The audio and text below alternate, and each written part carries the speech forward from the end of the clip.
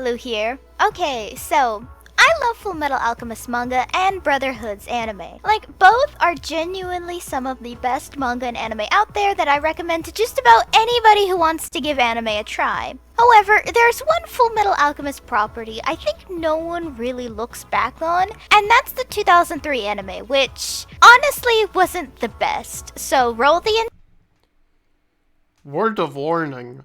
This is a response video to bits of misinformation and confusing information said in the video. This is not grounds to harass this user in any way. And I would appreciate it if we didn't make fun of her or anything. I've already seen too much toxicity from people hating on her voice alone. I do not condone any extremes this group will go to, but I'd advise the audience at least listens to what we have to say, as Ofri has it rough already as it is over the years. Also, WeebaLu, believe it or not, people look back on the 2003 anime. Otherwise it wouldn't come up all the time. This point makes no sense. intro and let's find out why it's not the best.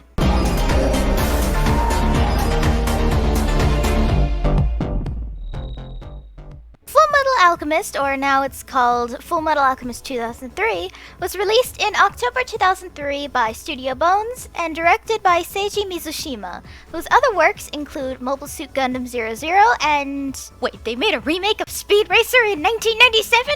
Oh, definitely saving that for another time as a huge fan of Speed Racer. Anyway, the anime was initially met with high critical praise. However, as time has gone on and Brotherhood's release, said reception of Fullmetal Alchemist 2003 has slowly decreased, but a lot of fans are still loyal as fuck to it. Well, it's time to anger a large majority of... Okay, so this part is true, but it kind of goes against the point you just made. Fullmetal Alchemist fans with my unpopular opinion, boys.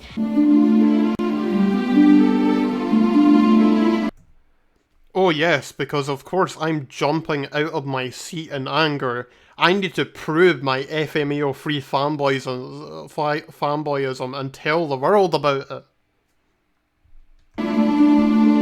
Okay, so I'm gonna try and explain alchemy in Fullmetal Alchemist the best I can, which means everyone hold your breath because I am garbage at explaining the science of something to literally everyone and everything. You do not need to explain this, by the way.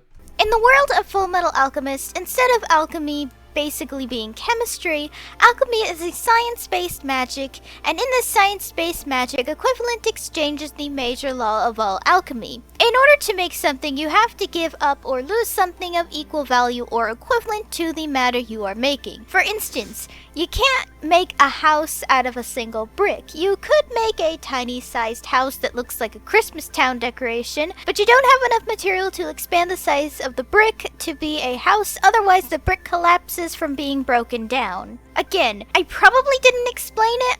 If anything, I probably explained it like a drunk uncle explaining the plot of 2001: A Space Odyssey, but I tried my best, fam. Uh-huh. Alphonse explains alchemy in the first, 30 seconds of every episode, right up until they get the Philosopher's Stone. You need to watch the show. You literally don't deserve opinions. No, literally, like the show goes out of its way to remind you of how alchemy works in the 2003 universe. It's actually kind of sad. Explain it in the opening segments of the first 10 or so episodes, so there's that. Anyway, now on to the story. Edward and Alphonse... There's that. It's literally a big deal. Like you can't just sum it up with that. Ulrich are two brothers who lived with their single mother. Their father left home when they were toddlers for unexplained reasons, thus Edward hates their father for abandoning them, while Alphonse wishes he could have known him. The brothers are highly gifted alchemists, something they apparently got from their father, so they think they're skilled enough to bring their mother back to life when she dies from an illness. But the boys fucked up real bad and didn't end up bringing their mother back, and it caused Ed to lose his arm and Alphonse to lose his entire body. So Ed had to seal his soul inside of a suit of armor, which caused him to lose his leg as equivalent exchange. I guess you could say Edward Elric paid an arm and a leg for this. What is this joke? So, you know the same exact thing happens in Brotherhood. Why say 2003 is bad for something that happens exactly the same way? Right? They didn't F up real bad. They tried something impossible as ignorant children. Some people are just so stupid. Oh my. Anyway, sending multiple letters out to try and find their dad to help their mom while she was dying ended up with a state alchemist visiting the brothers. Roy Mustang, the state alchemist who visits them, tells this 12-year-old boy that he can be a state alchemist and learn forbidden knowledge to the public, so he basically joins the army at 12 years old. Right away from the second episode alone, we already have problems with this version of Fullmetal Alchemist. Unlike the manga and Brotherhood, where it only shows the flashback of Edward and Alphonse becoming who they are and carrying forward, it basically becomes a flashback going on for 8 to 10 episodes. Not only that, but there is a Not really, it's a series of events that O3 uses to flesh out its story. Lot of filler that never comes back up, and some even break the lore established in the series so far. It does not have a lot of filler. The train section is not filler, as it and the manga, by the way, used it to serve an early set piece. There are only 4 episodes in O3 that I consider filler. Those are 4, 10, 24, and 35. And even then, 24 and 35 have significance to the story in some ways, even if I do not like them. I don't know where people are getting that early 2003 was filler from. I mean, outside of episodes 4, 11, and 12, all of them are actually really important in some way. And what is this about breaking the lore established in the series so far? I hope you don't mean the manga's lore, as O3 follows its own lore. Let's hope it's not kept vague. And also the other Brothers Elric plot does come back, by the way. The YouTuber Goatjesus did a really great Goatjesus has my favourite videos on FMA by far. Seamus series will probably forever be incomplete, but what can you do? Also, there's actually only one episode of O3 I find to be worse than that one. People watching, please guess in the comments. You might be surprised. Video explaining one episode in particular, episode 4, and how it makes absolutely no fucking sense. In my eyes, episode 4 is like an episode of Supernatural the anime than it is a Fullmetal Alchemist filler episode. Like, jeez. We also meet Scar. Not wrong, but this is one instance of filler of which was not even written by the lead writer, shouldn't really hold weight to a significant part of the video. And who has scars. Get it! And he hates people. Bruh. In the country Edward and Alphonse are from. Okay, so when the brothers were little, there was a major war with a country of Ishval because they were... Also, there's so much more to Scar's character than that. What on earth? Religious and basically coded in very heavy symbolism and references to our real world history. Scar was apparently in this war and now, like, hates the military, though the manga's reasoning is a lot more racially charged, if you catch my drift. Surprised more people aren't talking about this in your comment section, by the way. Up until episode 14, we get a lot of filler in early Fullmetal Alchemist. Other than episode 4, we also get 2 shits trying to pretend to be the Elric brothers, which makes no sense. I mean, at this which does come back later, by the way. Remember that they get arrested later on in the story. They know like, one. Not understand what establishing themes is, and Scar. And your joke about Scar doesn't even make sense. He's named Scar in Brotherhood too. How is that an issue that makes the show worse? You literally make no sense. Also, sorry, go on. How is Scar being mad at the people that slaughtered his entire race of people a bad thing that detracts from the show? Isn't that what that video is about? And for other stuff like she's about to say in a second, how the other brothers, like, people should have known that they weren't the Elric brothers. Do you not understand what word of mouth is, or that the brothers lied, or like no one else in the military from Central was in these just random towns? Oh my god.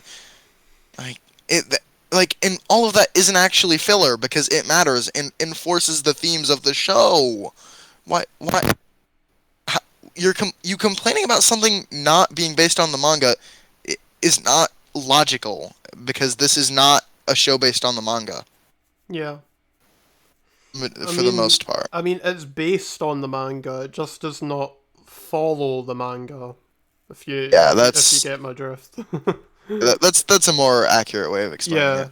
But it's also worth well, not going to lie that like Other Brothers Elric is not my favorite part of the story, but it's also worth noting that they were adapted from the early 2003 light novel Land of Sand, written by Makoto Inoue. They were alright for what they were, and if anything, O3's anime made them more of an impression on me, and contributed to how O3 handled its alchemy. Even if the alchemy system, I will admit, is flawed in some ways. If the boys is covered in metal, so what? They think the kid is called Full Metal because of the fucking buttons on his little suspenders? That's just really dumb. And they don't even... True. Even, like, look like Ed and Al in the slightest. Not only that, but Ed at this point is known by a lot of people in the military, so that's extra dumb. Yeah, because that's the same. I mean, exactly. We get a lady Alphonse has a crush on because she's a nurse who's motherly, but she's a Sauce. Phantom a Lady Robin Hood who steals for herself or something, because who knows? Not gonna lie, the time I first saw that episode, I was like, Persona 5 is in this anime now. And a weird duel between Ed and Mustang. I don't really mind this one because it means more Mace Hughes, who is literally the best character, and Markiplier's past life, so... Bruh. But so also, funny. But also, Fullmetal vs. Flame is a fire episode, yes, I agree. Oh, and I do think Siren Mustang... is dumb too, because that was right after when the stuff with Nina happened, and that episode was to show the brothers that not everything about alchemy is she needs to pay attention to the show. Hold on, not everything about alchemy is what? Bad, like, yeah.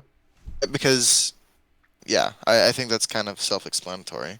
Because Siren was using that to help the town. Yeah. Character arc in this one is actually kind of interesting. The rest basically follows the manga, but the problem comes from how much... Clearly not as good. Nah. We don't use clearly here, WeebaLu. It drags out the plots of the manga because at the time it wasn't finished yet. Like, we're not really a problem, to be honest. Talking that Alphonse is questioning if he's human and being all edgy about it for an entire arc that lasts for a few episodes instead of like one existential thought, and he moves on because he realizes it's stupid for him to think that. Now, he's literally a child. No. Like, tons of things contributed to that situation and his existential crisis. Yeah. I mean, I do think he acted kind of dumb, but he's also 12. Like, exact same thing if you were in a suit of armor. Yeah, I mean, it's not too bad. Like, I'll admit it's one of the series' low points, unfortunately. Like, the fake owl stuff I thought was a little stupid and just led to a boring nothing episode that was set up for the other writer to kind of screw up somehow, which was unfortunate. But again, you know, you're overemphasizing like the 4 episodes in which this show does like kind of wrong. Also, something happened to your mic there. You might want to watch that.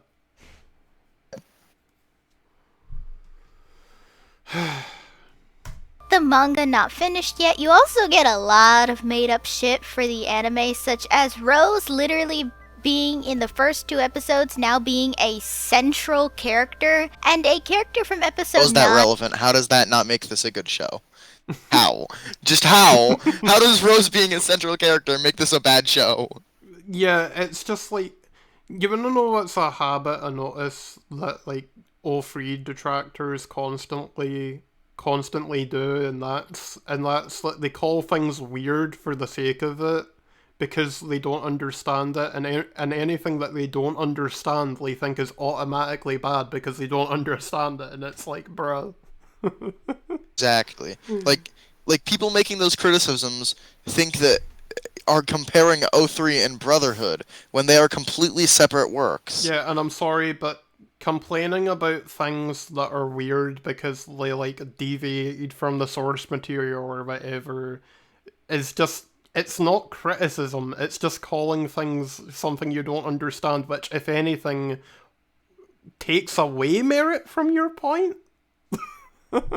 Exactly. Now being the... Oh god. What is it? It's, oh god, just some people are so idiotic. How can you say these things and have them make sense in your head, dude? It's insane. Yeah.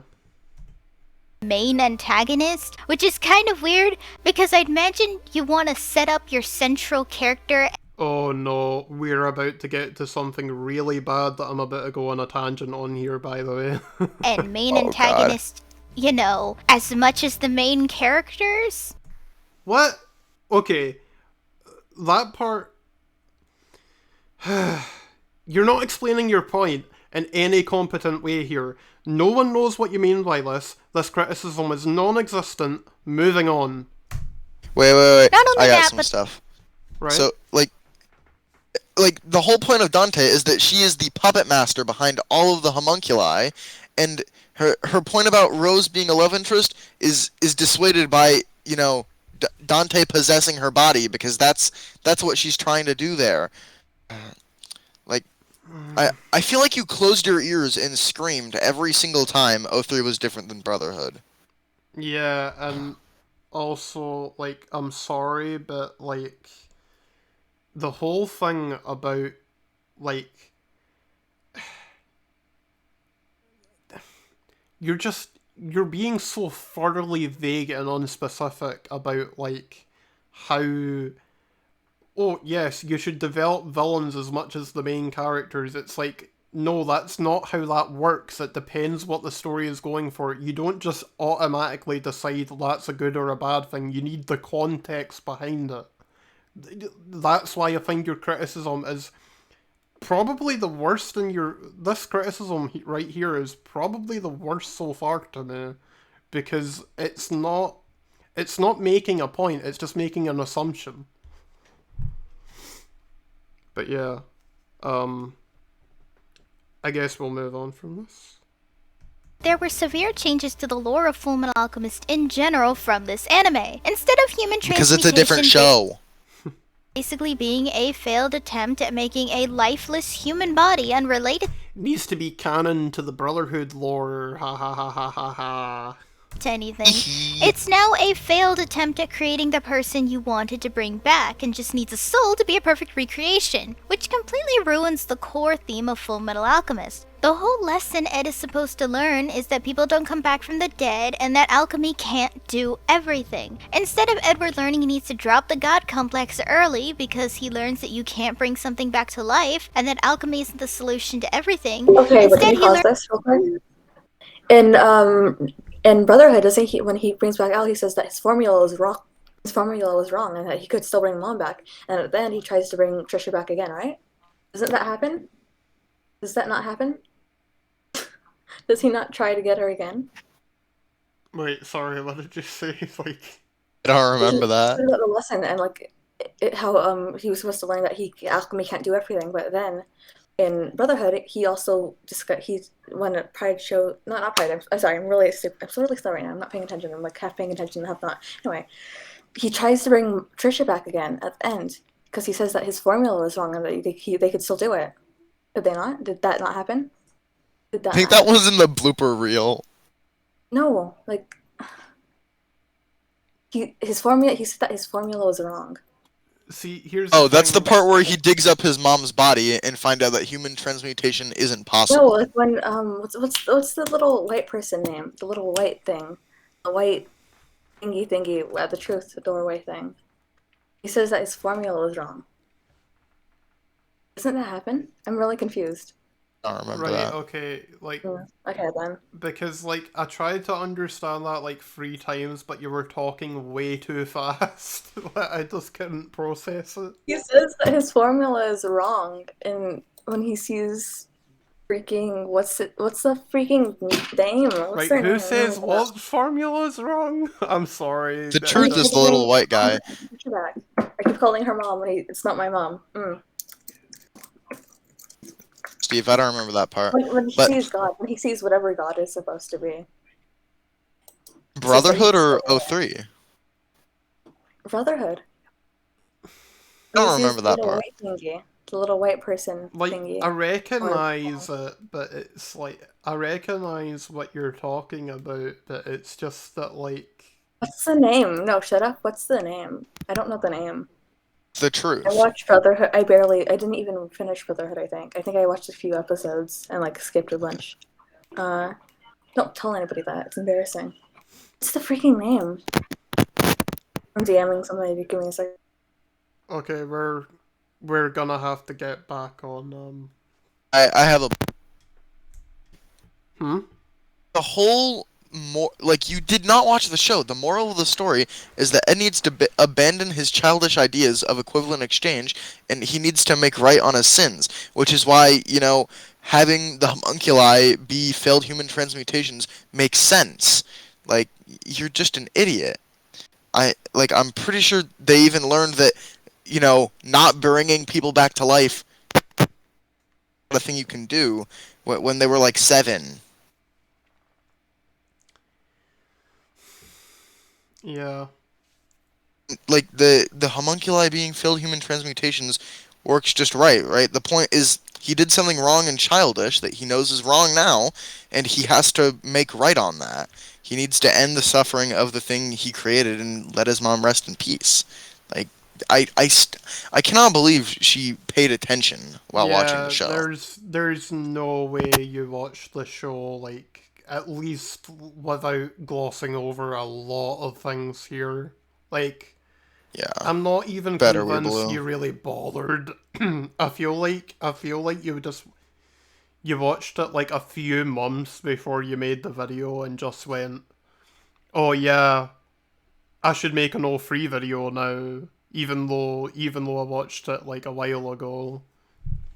Turns Yeah. alchemy is the solution to everything, and if you just do it right, then you get everything. Like, that's kind of weird. Well, it is a very interesting idea because it brings up character trauma for Izumi, Edward, Alphonse, and Scar. It falls apart when you get to homunculi like Gluttony and King Bradley. Oh yeah, King Bradley's sin is changed from wrath in the manga to pride, which is kind of weird because he's exactly the same with no signs of having immense pride. So like you do know that homunculi names aren't the same as Brotherhood. They're just names Yeah. because they're cool names.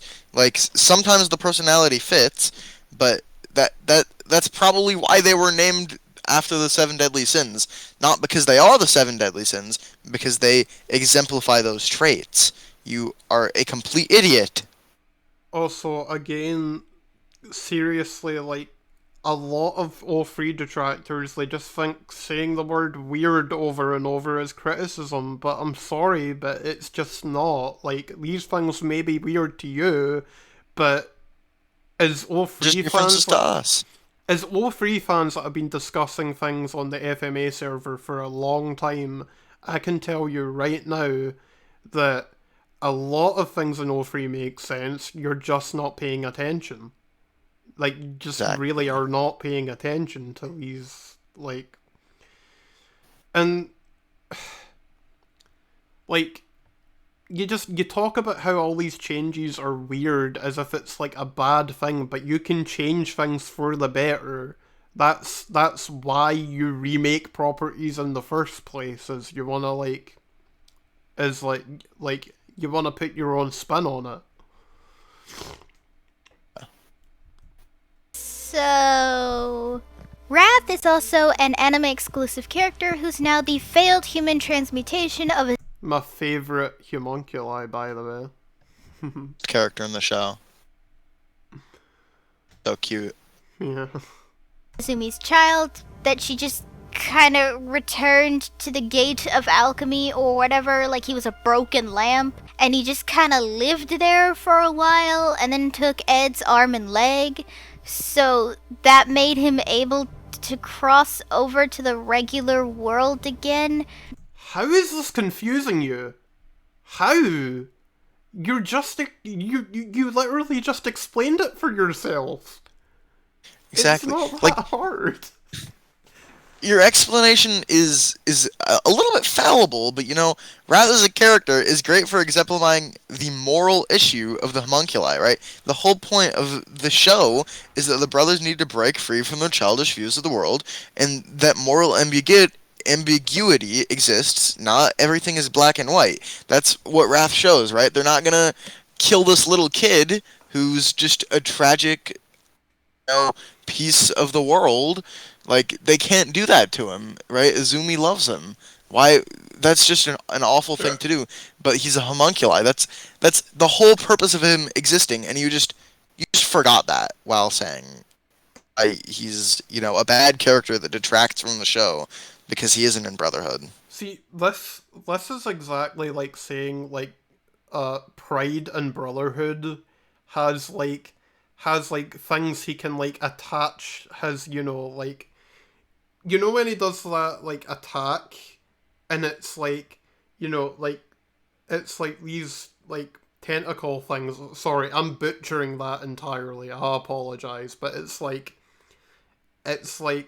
when he uses the little, you know, like tentacle things to like, you know, like attack things from distances, right? Like, that's kind of weird in that exact same way that you described this for being weird. It's like, weird isn't criticism, WeebaLu. Get better at criticism. Exactly. Because now he has human parts? As you can see, it's stupid and I hate it. Sloth is also now Ed and Al's How? You don't explain how. You never do. mom, and she has water powers, which doesn't really fit because none of the other sins in the group of homunculi have elemental powers. I mean, Okay. She's... Okay. None of the other homunculi have shape-shifting powers, or fancy sword powers, or pokey finger powers, or can become a shield. If you paid attention when Greed or Sloth died, you would actually know why their powers make sense because of alchemy and how the magic works. Like, please watch the show! You can't, like, stare at your phone on TikTok or Twitter or whatever, you know, during the most important episode of the show. Oh my god. That was really funny. Water. Not like that. It was really funny. Moms are flexible, get it? But I still think it doesn't fit and it just looks really weird. Basically, a lot of shit doesn't make sense as time goes on, and Cheska Yeah, so you say anyway. is also now a central character. Again, why are you making all the one-chapter characters suddenly super important? That's like Black... That's a good thing. That's a good thing because it fleshes out characters to give you more time to breathe with them. And Sheska is important because she was a close friend of Hugh's. And in this show, Hugh's death actually meant something, and she wanted to, you know, follow his legacy and keep me moving forward. The show doesn't have to be exactly like your Pretty Little Brotherhood to be valid and good. No, absolutely not. Oh my god. The Brotherhood purism is just getting kind of sad at this point, I'm sorry. While watching her video for the first time, I almost threw my phone and smashed it on the window. And, That's fair, honestly. Oh, it's fair. dumb people, man. I can sympathize with you as someone who's, like, been you know, dealing with these kind of arguments for a long time now. Butler, where Fred Aberline. Sorry, were you gonna say something? No, I just said I'm done. Yeah, alright. I need to... Got anything? Bring up... Yeah, no. And becomes the central character. Oh, wait.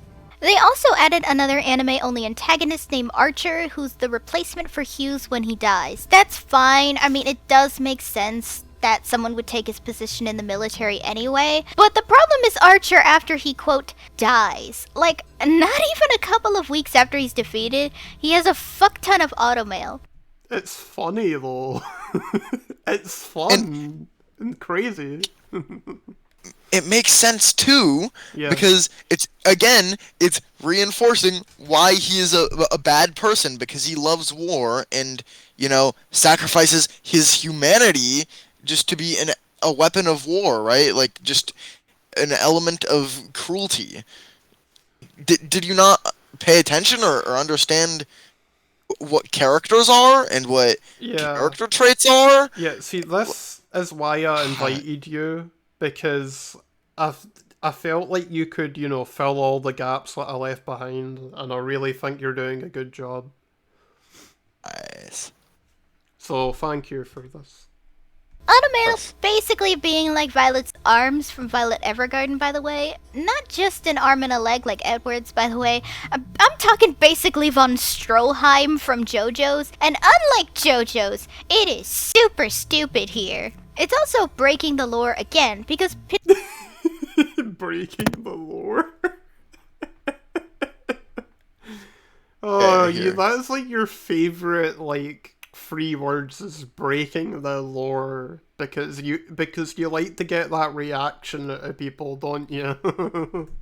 Nako states that it takes 2 to 3 years for automail rehabilitation, or half a year at least, depending on the body. Somehow Archer managed to rehabilitate his entire body in like a couple of weeks. I know some theorize he used a Philosopher's Stone to heal his body, but that doesn't make any sense, because why the fuck would the military be so obsessed with having a Philosopher's Stone if they already have one already?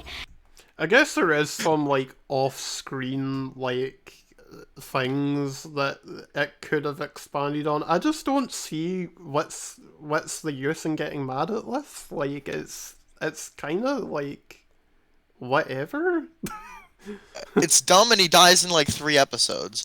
But the incredibly stupid part about her saying this is that the military had tons of the Philosopher's Stones that Marco created, like, because they weren't real Philosopher's Stones. They were made with like 10 convicts, not, you know, the what was it, like 15k people that the Philosopher's Stone that Alphonse becomes used.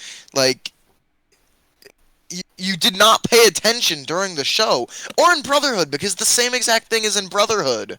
Those aren't real Philosopher's Stones. They're just fake little liquidy ones that Marco made.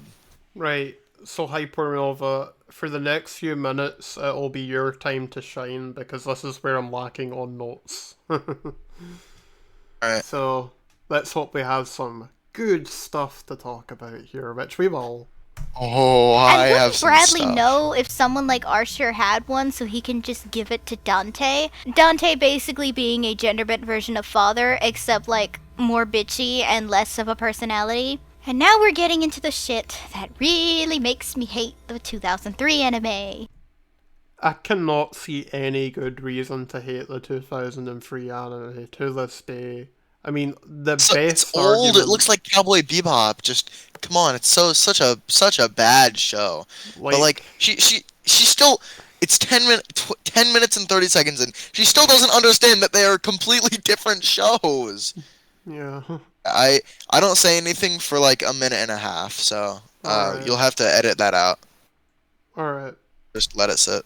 Rose's country basically falls into the same shit Ishval did, despite their religion there being already deemed false, and Edward made it very clear that the people stopped worshipping their false religion, so why go to war with them? It doesn't even make any sense. Because her country goes to shit, she's kidnapped by state soldiers and assaulted, which results in her getting pregnant and becoming a mute after delivering her child. Yes, Fullmetal Alchemist 2003 did that, and I'm not saying Fullmetal can't be dark.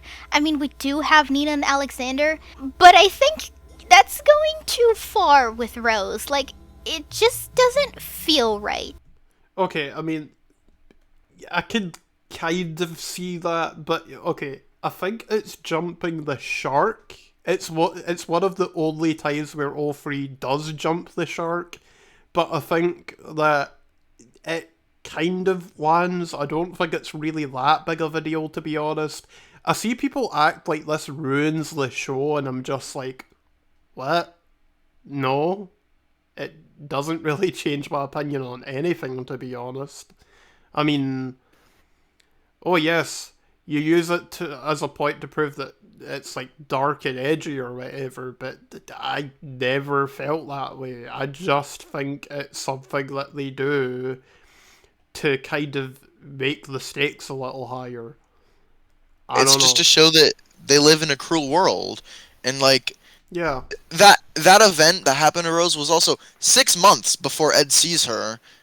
So like, your point that it's sudden or unexplained, like, we hadn't seen Rose since episode 2, and we didn't have to. So your point is just no, dumb. Actually, the last time you saw Rose was actually, I believe it was episode 14. Yeah. Because, like, yeah, no, it was like 14 or 15 where she, like, appears because, you know, like, I believe Archer was in the process of kind of abducting her. So that was when Lior was getting, like, killed by the military and stuff. Yeah, and I mean, you know, that's at least a half explanation. I don't think it's, like, that much of a reach to think, oh yes, there are things that happen off screen. I don't think every detail needs to be explained on the screen, WeebaLu, I'll be honest. Yeah, just, you have no brain cells to think. Like, you are literally a child if you can't understand that you don't have to be shown everything for it to have happened in this universe.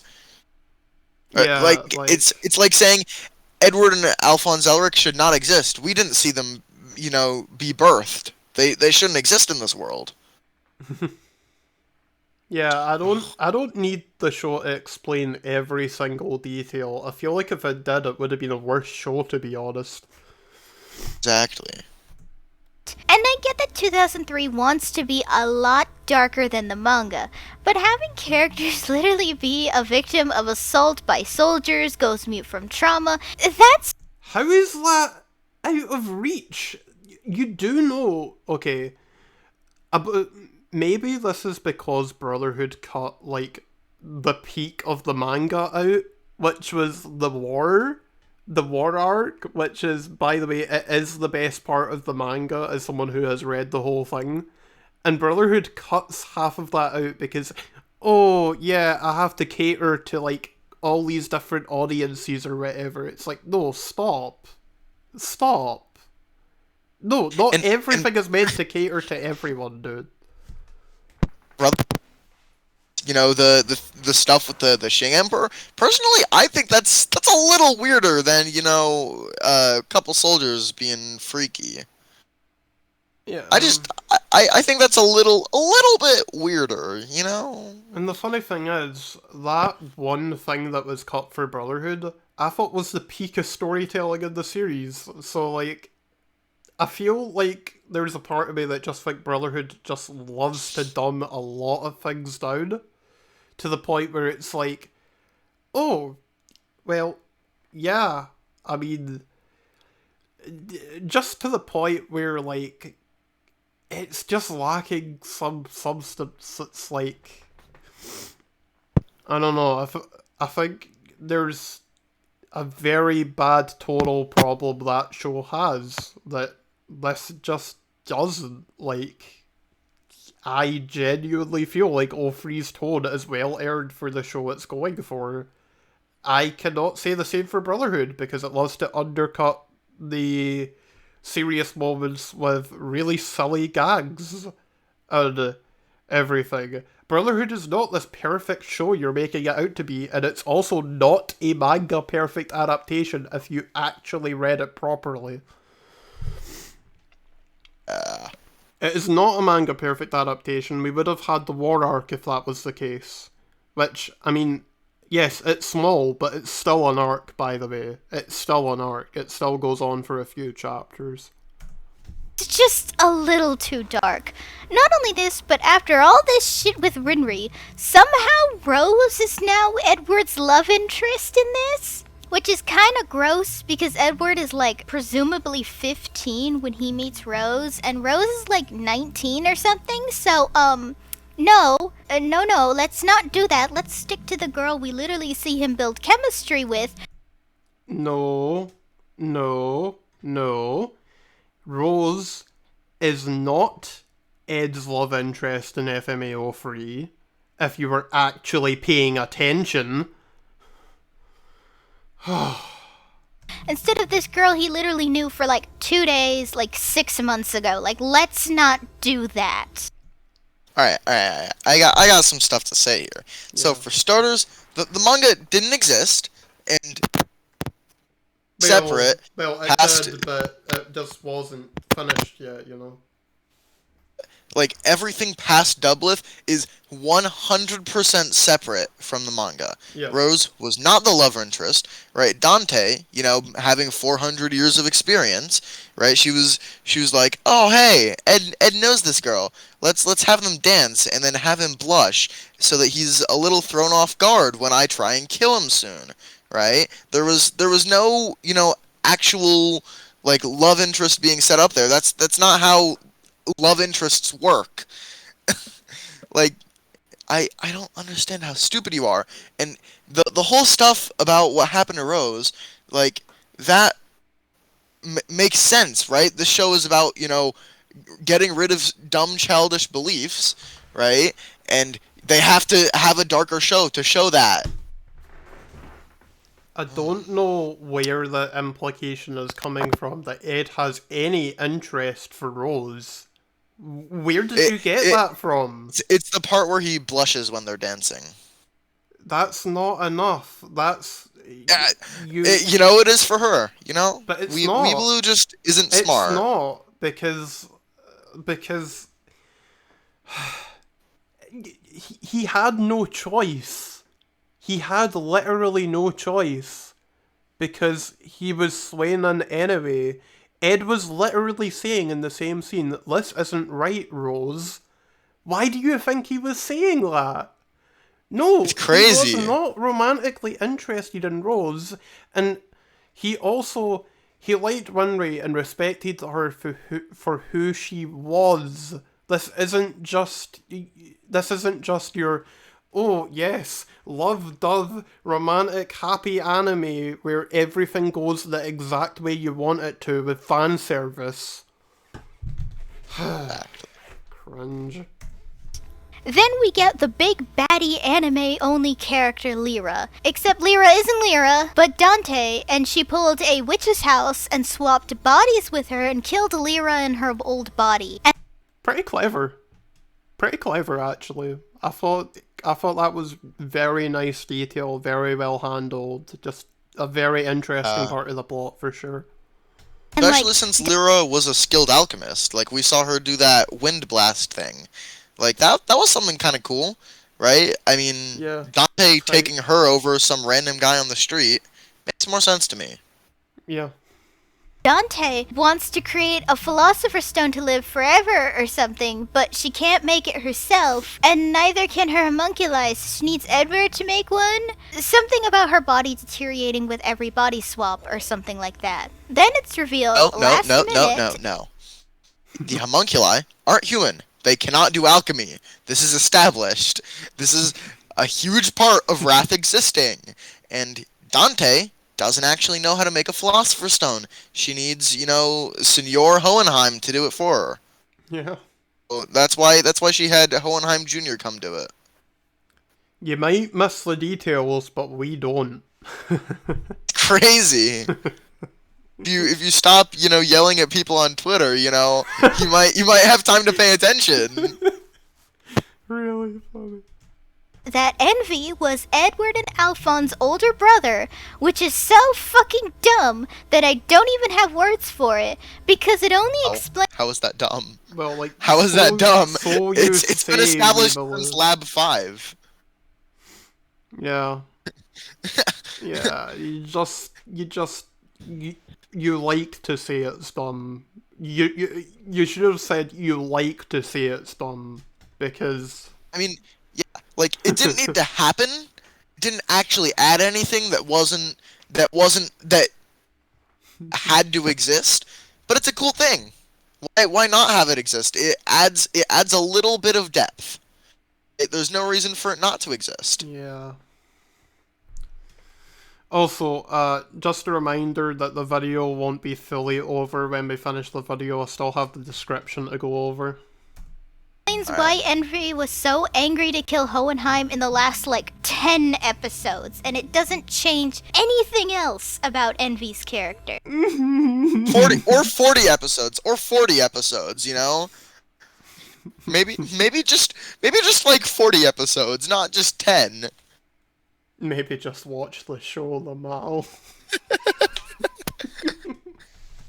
So Ed sacrifices himself so Alphonse can come back to life in his real body instead of dying. It's explained that the real world of Fullmetal Alchemist is actually an alternate universe, and the gate that's supposed to be all knowledge about alchemy ends up being a gate to the real world. So Edward just kind of lives in 1930s Germany, while Alphonse has amnesia from getting his body back. Right, it's a little bit of a jump the shark moment. This is the only other time I think it's jumping the shark. However, I will say that this one I think has some merit, because there is pretty actually does help that, O3 does kind of implement it in a seamless way, where it's this doesn't have to be a bad thing, because it's the whole world thing means that you get introduced to this new reality that you can say comes out of nowhere, but it's also interesting because you kind of have this element of intrigue where you're oh yeah, well, this opens up so many possibilities now, what is going on? It's I don't know, a lot of people complain that the screws are loose here, but I would actually put that as a slight positive, because, I mean, it's just very interesting to have this whole other element just suddenly right here at the end, because it's it really gets you thinking. I like media that gets me thinking. Yeah. Everything, I feel like every loose end was tied up before the reveal happened, but the concept is just it's a little weird, but I think it's kind of cool. Yeah. I have a couple other things to say here. So, yeah. It doesn't actually need to make sense to be in the show. It doesn't need to make sense to you why this would happen, because they explain it in the show and it's just fine. It doesn't matter. Yeah. Ed makes the sacrifice knowing he's not going to die, right? He wouldn't have done that if he knew he would have died. He did it to get his brother back, so that he can, be with his brother, because he knows equivalent exchange is just BS, and he's gonna find a way to do it. That's the whole point of the ending, right? He's moved beyond the childish belief that he has to submit to the rule of equivalent exchange when it's been proven false, right? He does it to get his brother back, and and what happens is to show that, it's a cruel world and that not everything is going to play out perfectly. you know, unlike Brotherhood. Sorry, just had to cough something out there. Also, it did not end perfectly, really. But I'll get into that sometime else. But yeah, I just think it's like, even the first time I watched all through, like, I didn't really find it that hard to understand any of this stuff. I thought it made perfect sense. I was just like, yeah, I mean, the show's been hinting at this all along. It's just you don't pay attention. Okay, to be fair, if you weren't looking really closely at the scenes where Ed went into the gate, you wouldn't have seen like the random photos from the real world. So I can understand that. Like maybe if you blinked a lot during that scene, you could have missed it. You know. I guess. Hey, I sure do love amnesia subplots. Not even a plot. It's not even a plot. I don't think amnesia plots are as bad as people say they are. That one that people constantly say is bad in Spider-Man 3 is actually one of its high points, but I guess I'll get into that some other time. The only sin that is still alive at this point before the movie is Wrath, who now has an automail arm, and Gluttony, who went rabid for no real reason. I honestly don't know, because they never explain it. Yeah, they also end this entire version... Talk about never explaining things. A lot of the things you say in this video aren't explained. No Fullmetal Alchemist without a... Isn't that funny, though? Just, man... No, seriously though, like... Yeah, just... Isn't that funny? That it's like... The hypocrisy is insane. Doesn't even explain it, the stuff herself, like... It's just... Like, she didn't rewatch it. Make sure it was a good video. Worth putting on the internet. Like, this 25 minutes is such a slog, you know? Like, you could have at least made it like 10 minutes and I wouldn't have minded nearly as much. Exactly. Explaining who or... Like, you could have said all of these points in 10 minutes and honestly, like, easily have just... and explained them just as well as you would in this 25 minutes, I'm telling you. What Gluttony is, and... Here. So, stuff about Gluttony is, it doesn't matter. Why do you care? All he wants is to, you know, get his lusty-wusty back, right? That's all he wants. It does not matter who transmuted him, right? There was nothing setting that up, so it does not matter. Who he was before the human transmutation, or even who performed the human transmutation. Then we get to Conquerors of Shambhala, which is so fucking dumb that I can't stand it. Okay, I'll say this. I'm not about to, like, defend Conqueror of Shambhala as a movie, but I will say that it's a lot better than some people give it credit for, and also that it's probably the highest 5 out of 10 I've ever gave anything. Basically, it ends with I think Edward... it's not a bad movie. It's alright. It's alright. It's kind of in the middle somewhere. It just really depends on your tolerance level. Personally, I'm just kind of annoyed because I kind of think some things went against the original ending, and also I don't really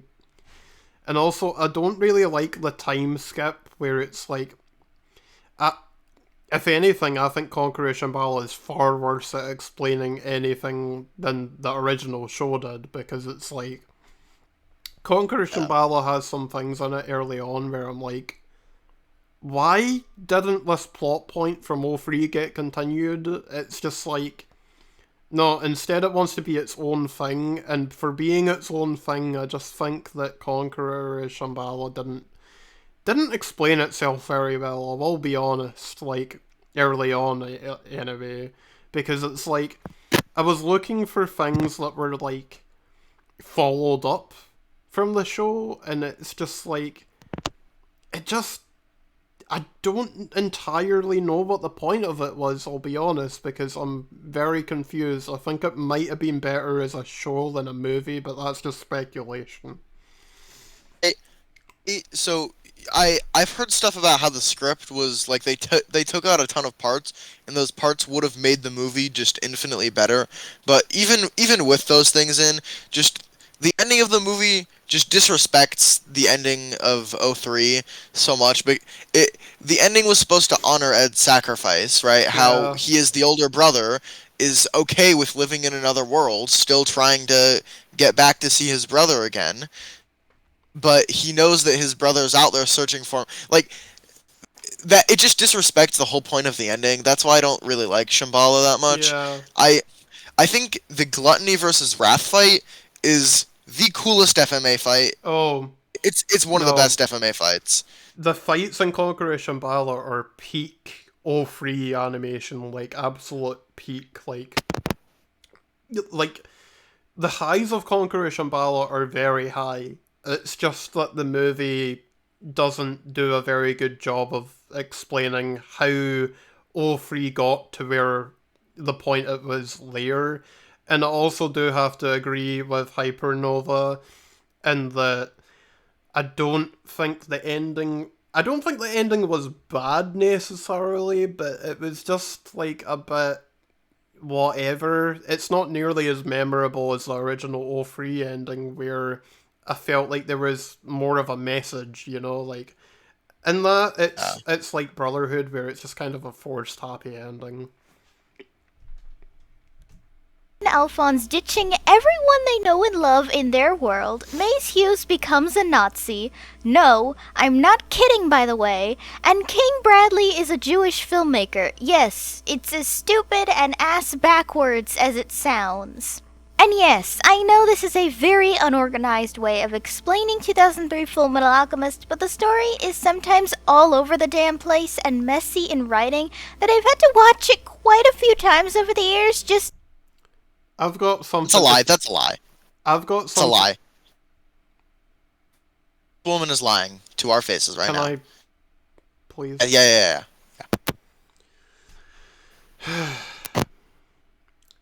Right. Well, I think that I've got something to say about your precious Brotherhood.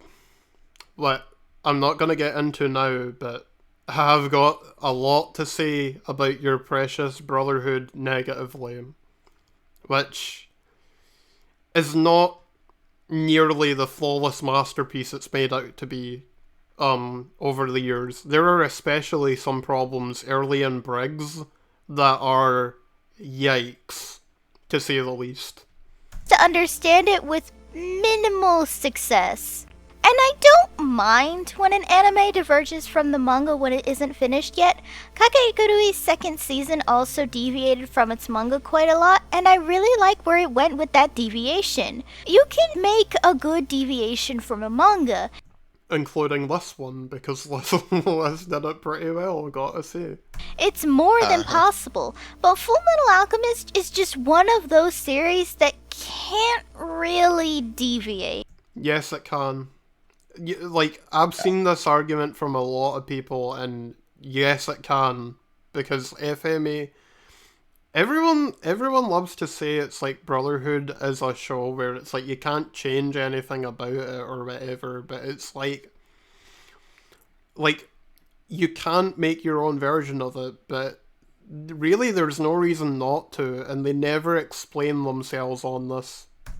Hiromu Arakawa, much like Yana Taboso and other mangaka of their brilliance, have a very specific vision in mind when they make this manga. Hiromu took nearly a decade to finish her story of Fullmetal Alchemist, and it ended perfectly. The problem with this... It did not end perfectly, but that's just me, because I know a lot of people love the ending, but there's one very glaring flaw with it that I'll get into. And the point there was factually incorrect. 03 isn't her story. Yeah, no. It's very annoying, especially because 03 released in a time where the manga wasn't even finished yet, quite honestly. And a lot of people say that we don't have a point in saying that because because O3's quality speaks for itself, apparently, which it's not that good or whatever. But in actuality, like, we're still discussing the show to its day, like, the themes and merits of it, and we wouldn't be doing this if it weren't that good of a show, because there's a lot of positives with this that people just gloss over, quite frankly, and it's a real shame to see. There was a point I was gonna say about something. I can't remember. This is such a mess of a call right now. It's kind of frustrating. You just not edit the video. I guess. But yeah, I don't know. I think we should just move on because I'm gonna be here all day otherwise. Anime is because, unlike Arakawa, I despise the idea of not getting my point across of anything FMA related. I can never forgive myself if I don't. Because this is so important to me. Like, this is so much more important than anything else to me in terms of media, you know?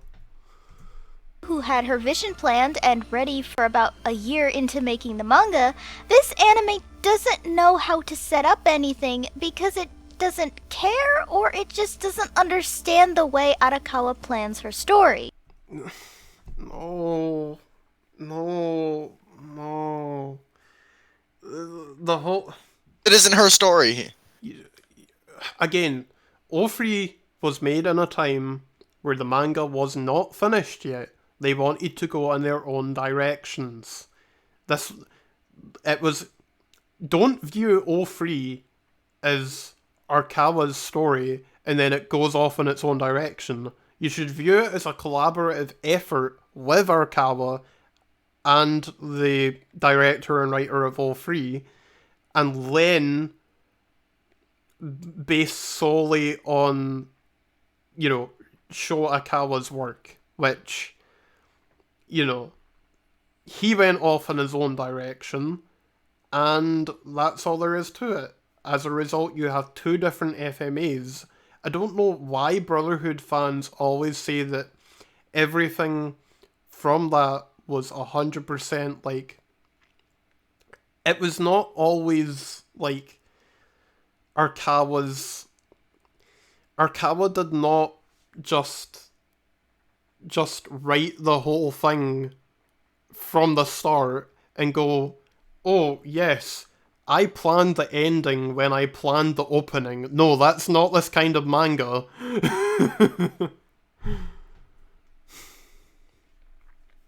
The ending wouldn't have made sense without the middle part that she hadn't planned. Yeah, the O3 is its original show, and it should be judged on its own merits. It ended in 2004. Arakawa's manga ended in 2010. That is quite a while after O3, I'll be honest. And there is quite virtually not any proof I have seen to say that Arakawa planned that far ahead. They made Rose a love interest for Edward at the last minute, despite the fact that her and Edward only had a friendship when Ed left Lior. Dante is a very poorly established villain because in total she makes about 5 appearances, and I'd imagine you'd need, more screen time for your villain for us to get to know what they are as a villain. And if you don't believe me that Rose is established as a villain, Dante also wanted to seduce Ed by taking over Rose's body, and in Conquerors of Shambhala, there's this girl who looks exactly like Rose, who again is a love interest for Edward, and considering everything in Conquerors of Shambhala is Fullmetal Alchemist, but in the real world, then she's the real world equivalent of Rose, therefore Rose is a love interest for Edward in this version. Also the fact that that Dante, a 400-year-old woman who's mentally in her 50s, wants to seduce the 15-year-old son of her ex-lover is just really gross. Like, can we not, please? Overall... Just stop talking out of your ass. Please stop. The story... I got a lot to say here. Yeah, please go off. Okay. Please do. So, Father, 13 more episodes than FMA03. Fight to appeared for, which was literally one episode and like 3 flashbacks. So I think Dante appeared just enough, especially since she was a puppet master villain, right? Like, she's the guy who, you never knew about, but she was the one who, manufactured all the wars and created the homunculi and gathered them together. Like, the other thing is, Conquerors of Shambhala takes place after the events of 03. 03 is not worse, because Shambhala sets up a love interest. That's not how that works. That's not how the progression of time works. Like, and just because Dante misses Hohenheim, like, a love interest is... Here, that didn't make sense, but here. A love interest is a character that another character has a desire to be in a relationship with, or a character that another character falls for during the events of the show. Neither of those apply to Rose in any way. Maybe you can argue for Conquerors of Shambhala, but not in the actual 03 show. Rose is not a love interest. To be honest, if you really go and look at Conquerors of Shambhala, she's not really a love interest at all. She's just kind of... Can argue that she is. But she's not, though. Because there's nothing in Conqueror Shambhala that really implied it. It didn't even focus on it, really. To an extent. No, it didn't really focus on it. So that's true. I see what you're saying. I can just see how people can see that she's the love interest in Conquerors of Shambhala. And either way, I think she's missing a few absolutely vital details. Yes. Like, just the whole age gap thing, bruh. Like, it's not, you're looking way too deep into that. I'm sorry. Like, there is no implications. There's no gross, like, pedophilia themes like you would love to think there were. No. Here, I got some stuff to say on that too. Not that kind of show. Yeah. So Dante, right? So why you think Rose is a love interest, right? Dante tried to get Ed, the not very smart 15-year-old, right? He's just toying with Dante is just toying with him because he has no experience with anything that, with the experiences Dante thrusts him into at the beginning of the fight in the opera house. So she's trying to confuse him, and it works because he is 15. There's no romantic feelings there. It's Ed being scared of Dante and trying to protect Rose, who has a 1-year-old child. Like, ugh. And like how is 03 worse? Because you don't like the villain because she's 400 years old trying to smooch a 15-year-old. Like, it's to show that she's immoral and a bad person. It doesn't make the show worse.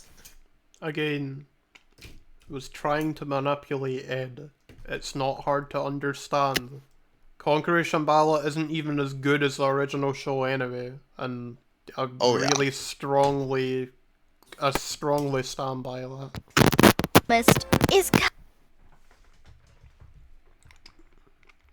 And I just hate seeing Conqueror Shambhala come up every time O3 is discussed. It's just like, it's painful.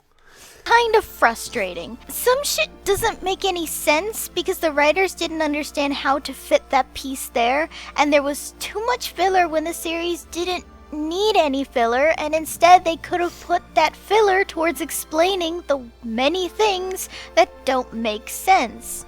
Okay. But there weren't that many things that didn't make sense, though.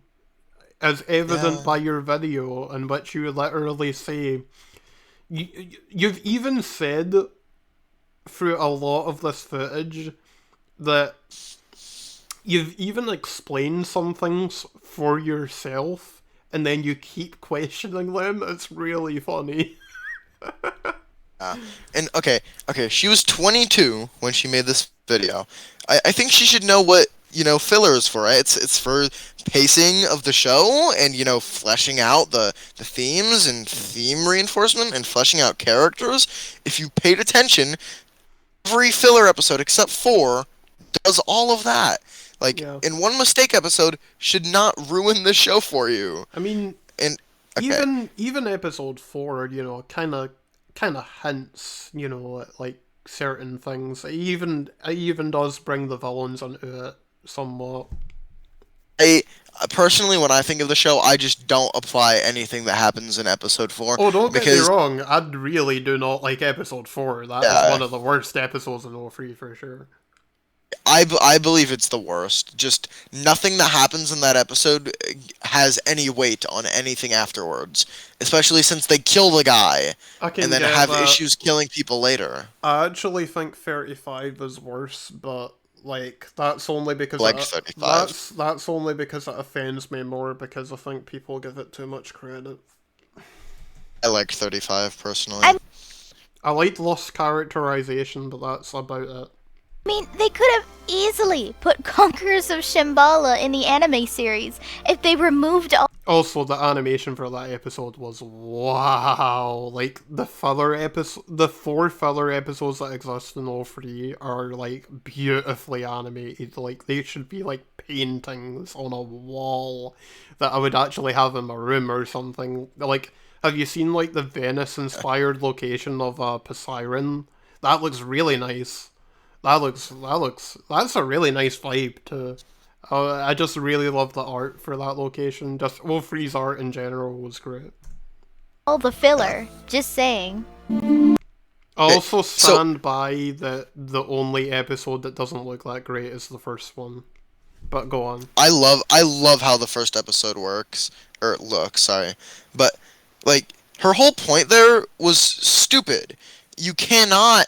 A movie that was made way after the anime was made into the anime. That's not how that works.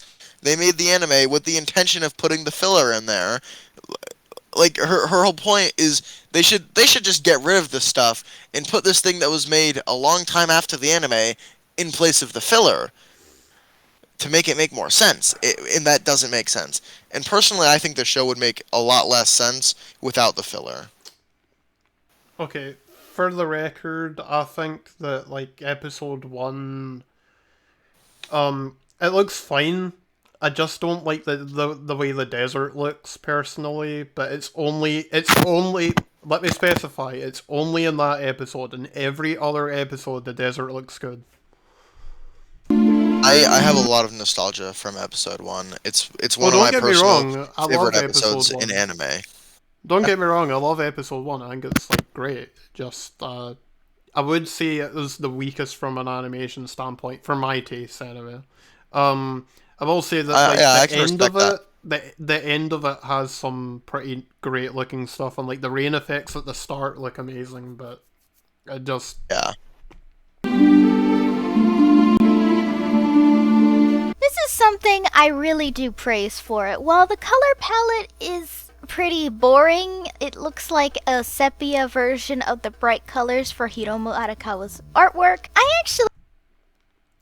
That I do not agree with. I think O3's color palette works perfectly around what the show is going for, and I think that's just a taste thing. Like, I think that's very much a you thing. Taste.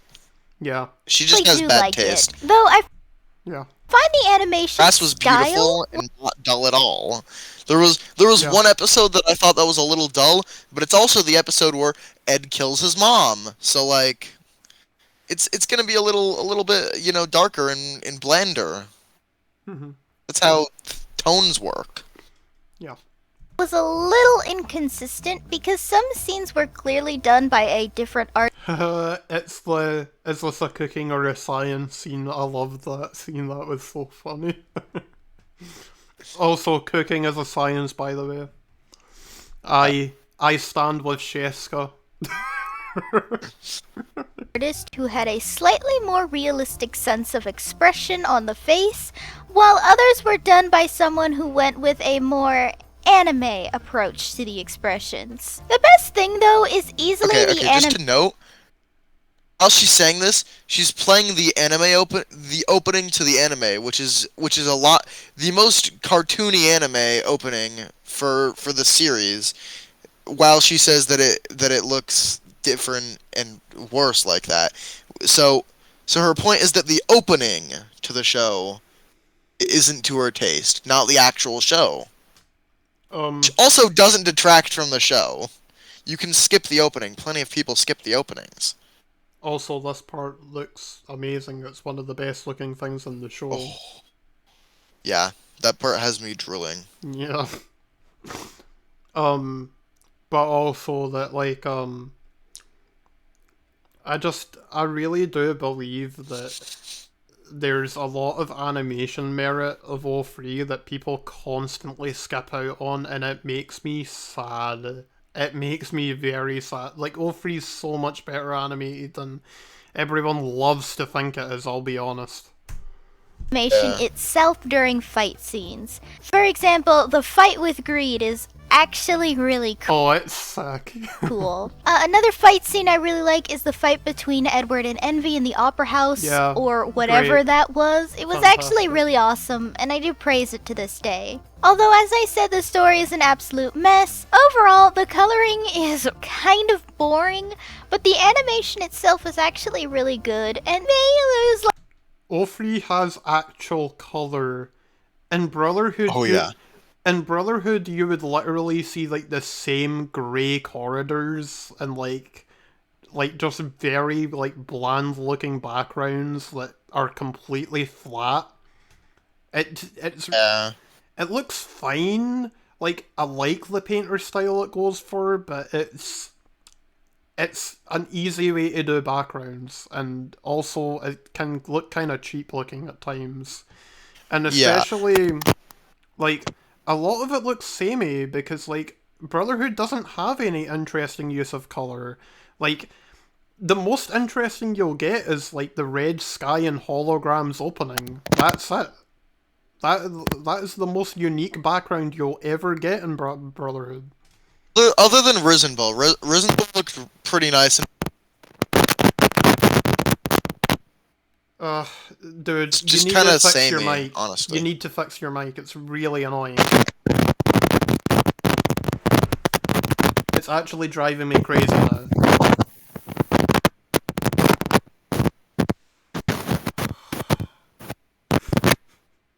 I can't take this anymore. I can switch to a different. I can switch to a different mic. No, don't. That'll make it worse. It just makes me harder to do my job, you know. Like 1 or 2 points from me for not being consistent with its style, but that's just me. Consistent with style. I think you should analyze Brotherhood's art more, especially because a lot of people have went into detail on this and found mixed results, to say the least, unfortunately. It's not gonna have its own category here, by the way. It does have a decent soundtrack. Bruh, what? Ofri has, like, a top-tier soundtrack that, like, everyone loves. Exactly, it's amazing. She doesn't deserve to use it in this video. It's an amazing soundtrack. No, it is not just a decent soundtrack. What are you talking about? In fact, that is... Okay. These criticisms that you mention about the soundtrack exist for Brotherhood 2, by the way. And in fact, that's the one thing most people agree on, is that the music editing for Brotherhood is worse. Most people agree on that, actually. I agree. Okay, she's one of the best artists ever in history, in my personal opinion. Yeah. I can't take that disrespect. Yeah, it has one of my favorite soundtracks ever. It's just as good as the show, really. Though all the military sounding tracks get a little repetitive and sometimes they sound exactly the same. Again, those criticisms exist in Brotherhood, but far worse. Honestly, far worse. Like Brotherhood literally has like almost all of its tracks are just some variation rendition of Trisha's Lullaby, which just gets really repetitive after a while. And how is using the same song making it a bad show? Yeah. that doesn't make sense. But I do want to praise the song Brother, by the way. It's brothers, not brother. I know, Vic. Phenomena. Bruh. Did WeebaLu actually just do that? Such a haha funny joke. You know, there's a lot of things about Mick Manana. I wouldn't jump to assumptions on the guy right now, by the way, just saying, because a lot of people are jumping the gun a little too quick on that. I know about what's going on there. A questionable person nowadays, but his cover of the song Not is really disrespect good, the and best I think voice actor. even outside of 2003 FMA, it's actually really good. I cannot believe she said the soundtrack was just decent. Yeah. Is my mic good now? Yeah, it should be fine. Alright. Black Butler, a lot of characters in Fullmetal Alchemist are based. No, it's still cracking. Is It's just cracking constantly. You sound really good. okay, is it better like this? I think so. Basically, their personalities in the pilot chapter, or in general, the first volume of Fullmetal Alchemist. Edward. Now, Edward as a character, though, is nothing like his manga and Brotherhood counterpart. Brotherhood and manga Edward would legit laugh at this Edward and probably slap him. His character here is still kind of arrogant, but he's way more broody and angstier than his canon counterpart. Okay. I think I know where you're going with this. I think Brotherhood Ed is a little... Okay, I'm not about to say he's like a bad character or anything, but I think he's very overhyped. Like, I just don't think he's... See, I think people forget that Edward has issues in Brotherhood too. Like, Edward in Brotherhood has this whole thing where he's like very toxic to Winry for one, and also, he's a bit whiny. Like, you just constantly rages at like everything. It's kind of annoying, really. I don't know. Especially at Ling. Like, that was really annoying. Yeah. I don't know. I don't think Edward is like so much better in Brotherhood. I've always preferred him in O3, I'll be honest. Yeah. Although and what she tries to say here isn't even an argument. It's literally just stating what he is and the differences. She doesn't say why it's bad. That the anime explores Ed's PTSD, it does kind of tamper with Ed as a character to a point where sometimes... You do know these are two different versions of Ed, right? Edward, right? They don't need to be the same. Sometimes it comes off out of character. Also, how is it out of character when it's its own character? That makes no sense. These are two different versions of Edward that are not meant to be the same. You agree with me, right, Hypernova? Yeah. Please say you do. so, yes, as questionable as Vic's Phenomena. he did a damn good job at voicing Edward Elric. Alphonse. It's pretty much the exact same issue as Edward, to be honest, though Alphonse suffers more from what I call plot stupidity. Like, Ed tells Al not to perform any alchemy because Alphonse became the Philosopher's Stone. It's stupid, I know, but what does he do? He just kind of goes to meet Show Tucker for no other reason other than giving him a second chance to recreate Nina or some shit. Like, excuse me? Okay, so I just want to say something real quick about Al's character to balance out, just in case I get, like, the negative, you know, backlash from Edward. I actually think that Al, while I do like him in 03, and I do think that his armor especially looks a lot better in 03, I do think that I actually do prefer his character just a little bit in Brotherhood. I thought he did actually have some, like, cool little characterization moments that made him really likable for me. I much prefer him over Ed in Brotherhood. That's what I'll say. Though I want to give I have some stuff to say here. So, I think she's thinking about the brotherly dynamic they have in Brotherhood, where, you know, Ed tells Al everything that he needs to do, and he's like his slave and is subservient to him. But in this show, Al has his own desires and has a separate will from his brother. Yeah. That's why he went to go see Shao Tucker. And the thing about him being a Philosopher's Stone makes complete sense. It's almost like she didn't pay attention on one of the best episodes and most important episodes in the whole show. Oh, yeah. No, and, you know, something else that I like more about 03, you know, is that, like, Edward and Al's, like, the whole, like, it's funny, right? For a track called The Brothers, that people say is the best track in FMA, it's literally, like, it literally suits, like, you know, like, the whole Brotherhood title fits 03 a lot more because it is about brothers.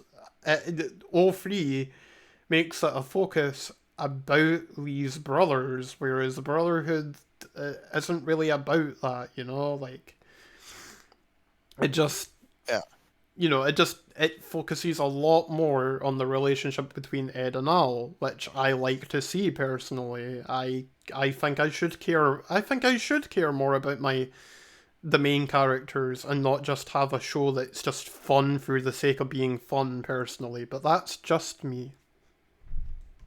Praise to Aaron Desmuke because he was an actual child when he voiced Alphonse, and he did an absolutely amazing job. Also, I'm so glad he's back at voice acting again, as he's currently voicing Senku in Dr. Stone and Tamaki in My Hero Academia, and he's just doing an incredible job as both of them. Like, you go, my dude.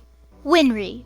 I think 2003 Winry is... Have you noticed a pattern of, like, WeebaLu not wanting to give 03 any credit, even when there's obvious positives? It's just like, I won't give the show the benefit of the doubt. It's like, bruh. Accurate, but the problem is... Okay, the use of the word accurate is not accurate. It, quite literally, is not accurate. You are saying Winry is not like this other version of Winry that is completely separate and has different experiences and is a completely different person. Why would she have to be accurate to that other version of Winry that is completely separate? I feel... Oh my you god. know, like, 03 is not like some continuation to Brotherhood, just to let you know. That's not what this is. This is like literally going through, like, similar events but doing them entirely differently. Think of it like Final Fantasy VII Remake, but a lot more well handled. Where it's like, it's remixing events, but it's its own story. It is entirely its own story. Underdeveloped instead of Think twice before spreading misinformation, WeebaLu. being super well fleshed out and a really great glimpse of normalcy for the Elric brothers. Rinri just kind of feels bitchy and just there for eye candy. I mean, What? What? No. Isn't she like 14? What was her purpose in Brotherhood? Not in this. Oh yeah, I remember when Brotherhood, Mother's... in Brotherhood, she was just the love interest. That's all she was there for. I remember when Mother's Basement made a similar, creepy remark. I think the end song Which is funny how she talks about, like, age gaps and stuff, but you know. near the Fullmetal Alchemist anime really does fit how Winry was treated in this, which is pretty much a forced love interest before Rose comes back. Just there to be cute instead of a well-developed character on her own who happens to fall in love. It makes me kind of sad because Winry is actually one of my favorite characters in Brotherhood and the manga. I don't think They didn't even fall in love.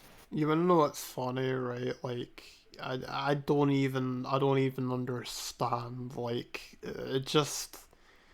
You know, it's weird that I actually think that Winry in manga actually feels different from Brotherhood in some ways. As someone who's, like, experienced both, it's like, I don't know, like, it just...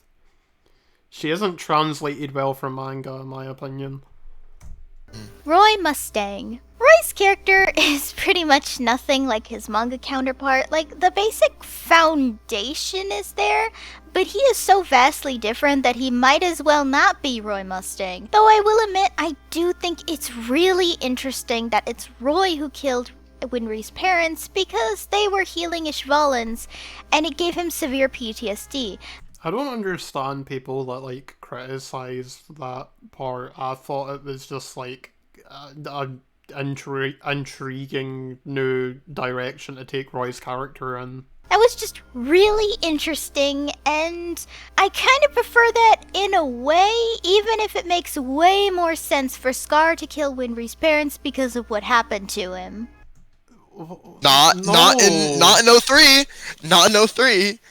Like, her argument is non-existent. This is a non-argument that she is making. Yeah. And it actually makes more sense in 03 for Roy to kill Winry's parents because he kills Bradley, right? It makes sense. It's the culmination of his character arc when he kills Bradley to show that he isn't, you know, just a man who's controlled by the military anymore, right? He's you know, trying to not do that anymore. That's the whole point. It's like you didn't watch the show. To calm down. I really don't understand that part. It was just like you do realize that, like, it's just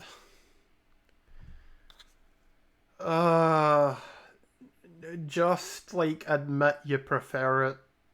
Just admit you prefer it instead of getting all these...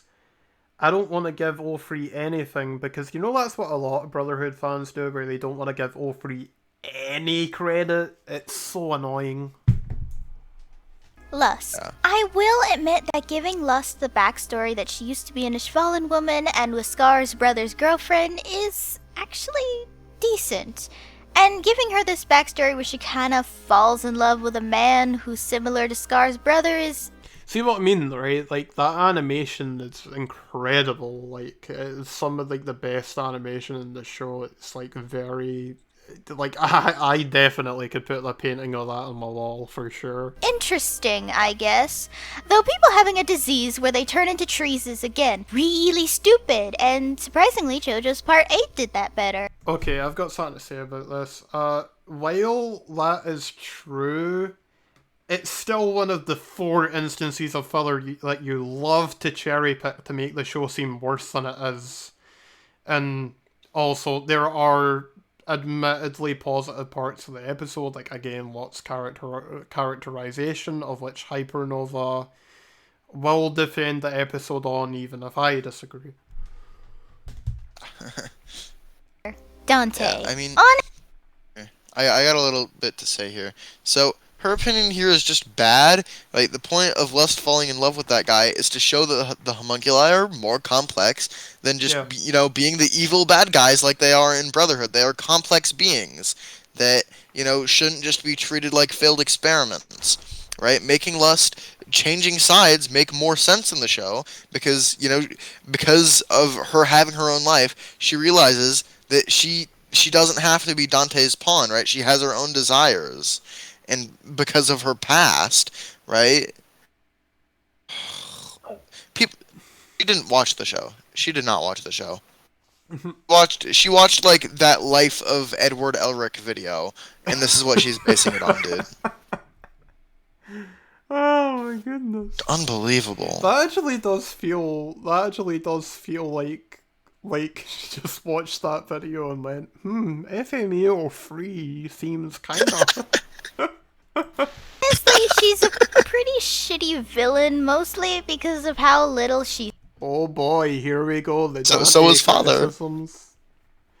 Actually, So is Father. No, I actually like both of these villains for what they are. They're not great, but I do prefer Dante over Father because I think that Dante has more effectiveness on screen. I think Father works very well as a villain that just kind of sits there and doesn't do anything, but I mean, I do think at the end especially it could have been handled better though. I mean, as much as this fight scene was really cool, at the end it was like, what they do with him is not the most interesting outcome. He could have been better, but like so could Dante, but I feel like Dante has more, again, effective screen presence. She's just more memorable.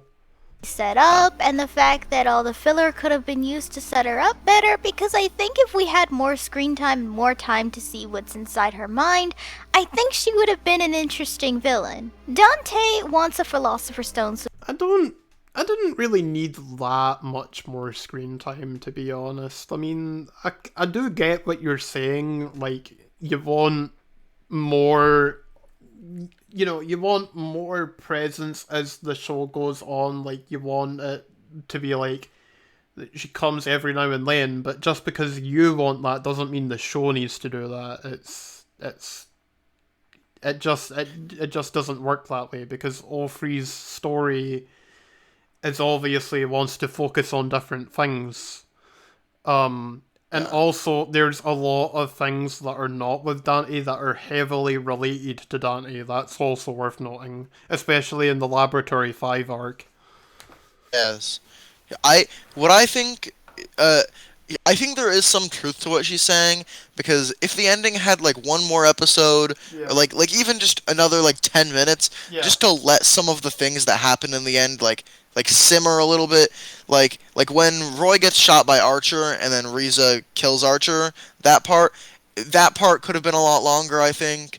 I think the end just needed a couple more minutes just to be a solid ending, just a really, really good ending. I will say at the same time though, I do kind of enjoy, those screws being loose. I kind of enjoy like the more little we know about things, the more intriguing things to become kind of storytelling, which I do like. But I guess it wouldn't have hurt to have like one episode maybe going into the whole, kind of going a bit more in depth. But I don't think it's that big of a deal personally. I just think some moments needed like an extra 30 seconds just to really make them better. Like, if the scene after Bradley died had 30 extra seconds, it would have been great. I will be perfectly honest, and I know this is something that's going to be heavily, but I have come to realise that like the Dante fight is not. I mean, like like the fight with like Envy. I mean, it's like at the end, it's like, I will admit, as cool as it was, it could have been a bit longer. Like it could have been just a bit more fleshed out. I'll be honest. I do actually think in some ways that Father's fight was a bit more cool, but then it kind of ruins it context-wise, so it's really just a pros and cons situation. She can fuse with Rose and become Edward's lover, and I guess finally live forever with the Philosopher's Stone, even though Hohenheim told her that regardless of how many times she switches bodies, she'll never be immortal. Well, gee, lady, considering everyone has a Philosopher's Stone like it's a damn giveaway video, then you'd think it'd be super easy to get one regardless of how everyone feels about sacrificing millions of lives. Everyone else is pretty much status quo for the most part.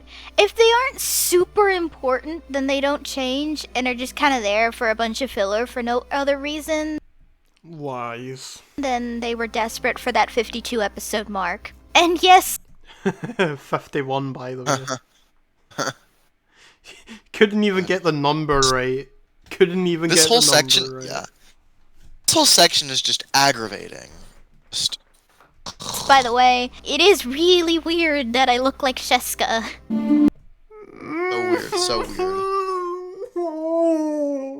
I'm not laughing with you, I'm just laughing because, like, that is so... just pointless, like, utterly pointless. Like, why would you even stop? Yeah.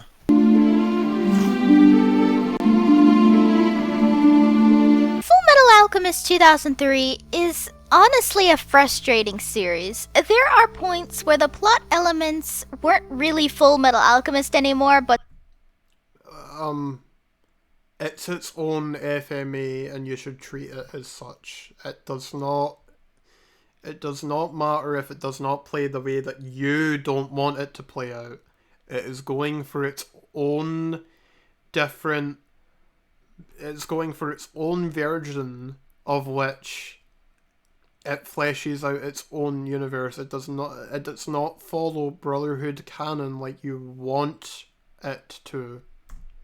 Some action series that's so over the top for the sake of being over the top without actually realizing how ridiculous this is. There are so many plot holes and plot points that get dropped that it's legitimately frustrating, and so much filler that you're wondering why they didn't use that filler instead to make more episodes setting up major events and characters way better.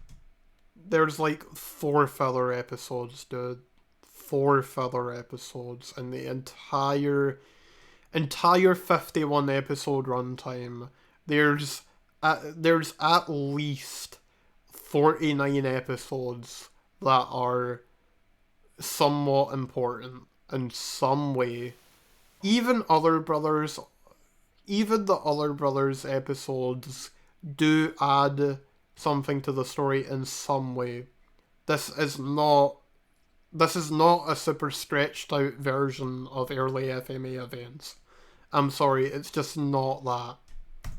Not only that, but because these filler episodes always give someone a Philosopher's Stone, then it turns the stakes presented in the actual episodes way down, because then it's like, well, if no one has regard for hundreds of lives getting killed for the stone, why don't they just make one since everyone else has one? While it has really good moments and concepts, Fullmetal Alchemist 2003 is basically a really elaborate fanfiction that somehow got animated and has all the exact same flaws a fanfiction would have.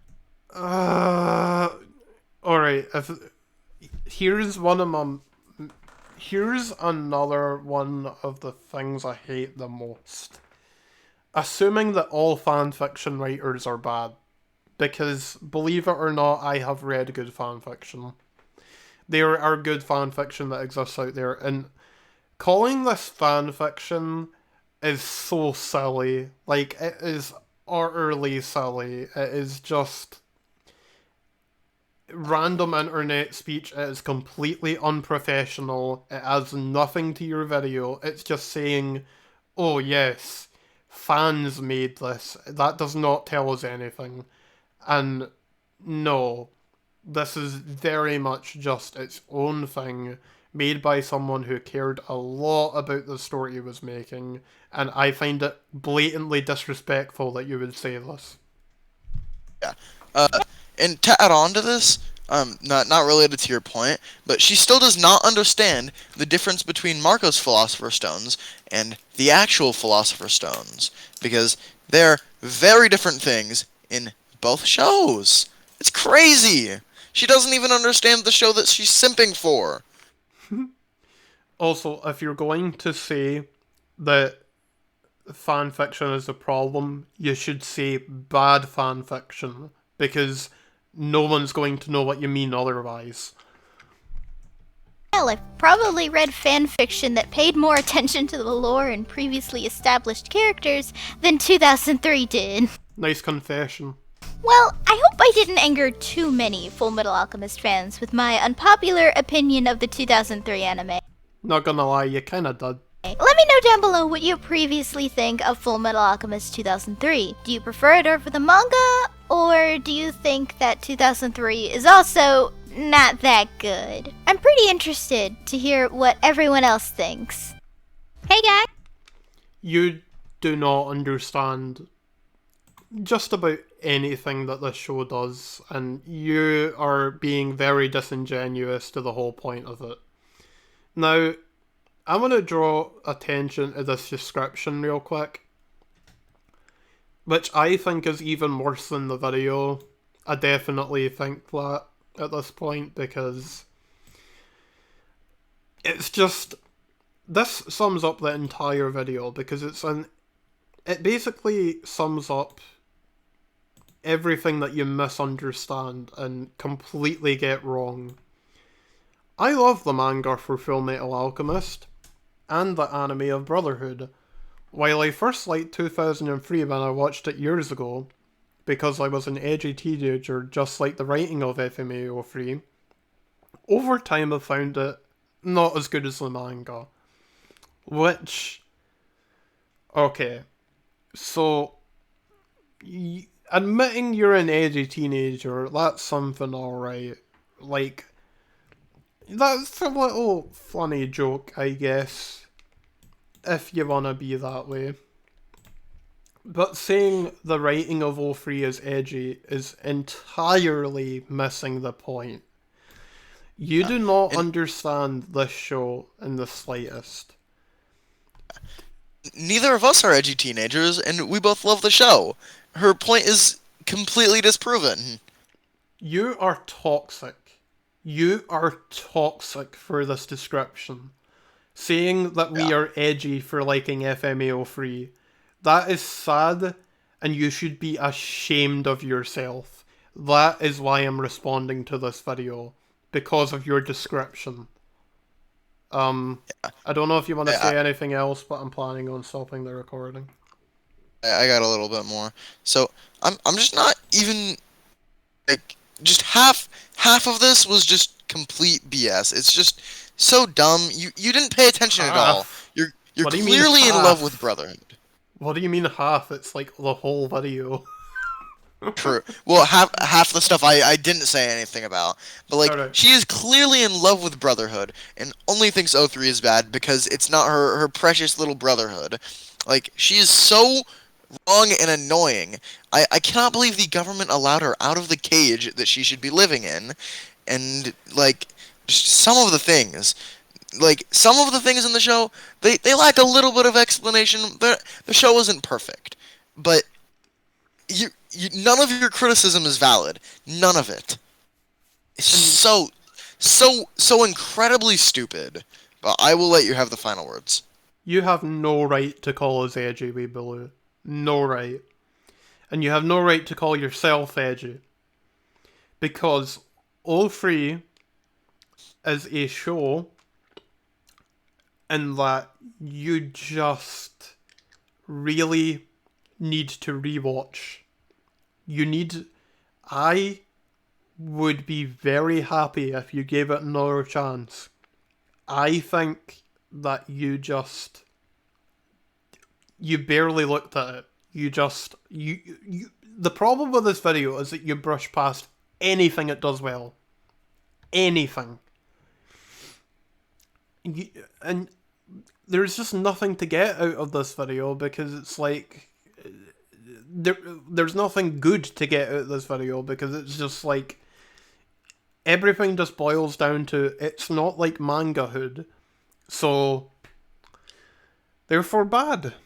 Which, I'm sorry, but that's not how it works. And I don't care that you claim that you have liked different deviations in the past of different anime. So let me just ask you something of why you're being completely disingenuous about this one then. Because as we have clearly laid out here, a lot of your points make about as much sense as the show does, which, I mean, the show makes it. The show made a lot more sense than you did. It's kind of sad, actually. But anyway, Yeah. stop recording now. Thanks for having me.